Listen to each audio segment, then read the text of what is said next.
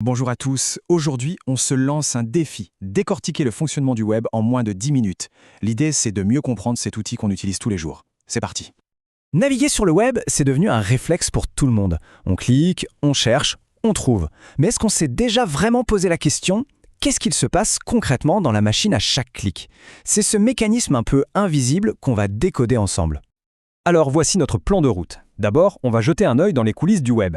Ensuite, on verra comment fonctionne une adresse web, ce vrai GPS. Puis, on écoutera la conversation discrète qui est une requête. On s'intéressera au code qui donne vie aux pages, on apprendra à démêler le vrai du faux, et on terminera sur comment devenir un usager bien averti.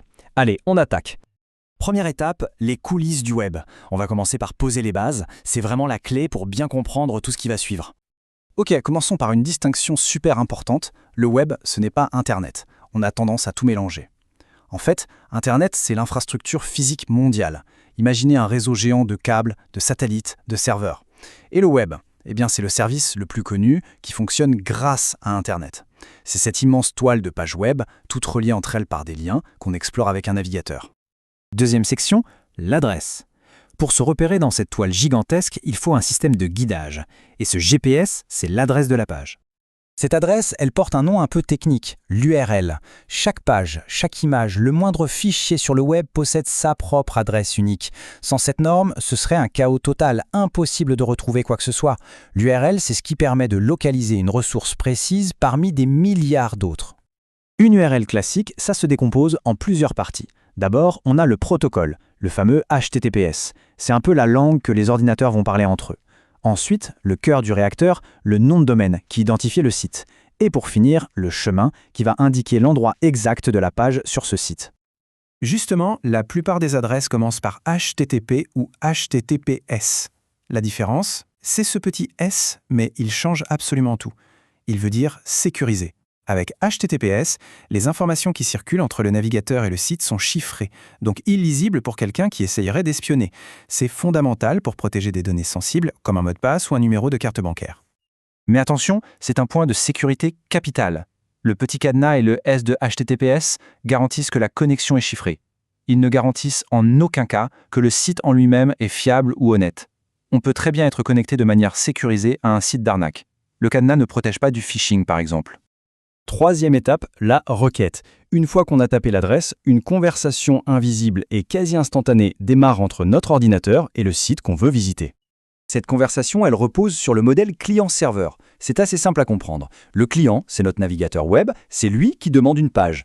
Et le serveur, c'est un ordinateur très puissant, allumé en permanence quelque part dans le monde, qui héberge les fichiers du site et qui attend de recevoir des demandes pour y répondre. Le processus se fait en 3 temps, à une vitesse folle.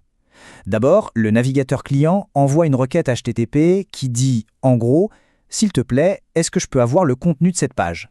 Deuxièmement, le serveur du site web reçoit cette demande. Et enfin, s'il trouve la ressource, il renvoie tout le code de la page au navigateur. Un fait important à savoir, cette requête n'est pas complètement anonyme. Elle transporte avec elle des informations techniques sur l'appareil qui l'envoie. Des choses comme le type de navigateur utilisé, le système d'exploitation, la langue.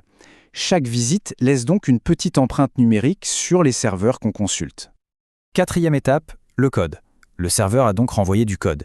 C'est ce code que notre navigateur va interpréter pour afficher la page qu'on voit à l'écran. Et pour ça, 2 langages principaux entrent en jeu. Le premier, c'est le HTML. On peut le voir comme le squelette de la page web. C'est lui qui structure le contenu brut. Il dit par exemple, ceci est un titre de niveau 1, ceci est un paragraphe, ou ici, il faut insérer une image. Il donne le sens et l'ossature. Et voilà à quoi ça ressemble. Une page qui n'utilise que du HTML. Toute l'information est bien présente, le texte est là, les liens aussi, mais c'est assez brut, disons sans aucune mise en forme. Visuellement, ce n'est pas très engageant. Et c'est là que son meilleur ami entre en scène, le CSS. Si le HTML est le squelette, le CSS, c'est l'habillage, le style. C'est lui qui va s'occuper des couleurs, des polices de caractères, de la mise en page, en bref, de tout l'aspect visuel du site. Alors maintenant, regardez bien. Si on applique du code CSS à notre page HTML de tout à l'heure, la transformation est immédiate. Le contenu est exactement le même, mais il est présenté de façon claire, structurée et bien plus agréable à regarder. Ce qu'il faut vraiment retenir, c'est ce duo inséparable.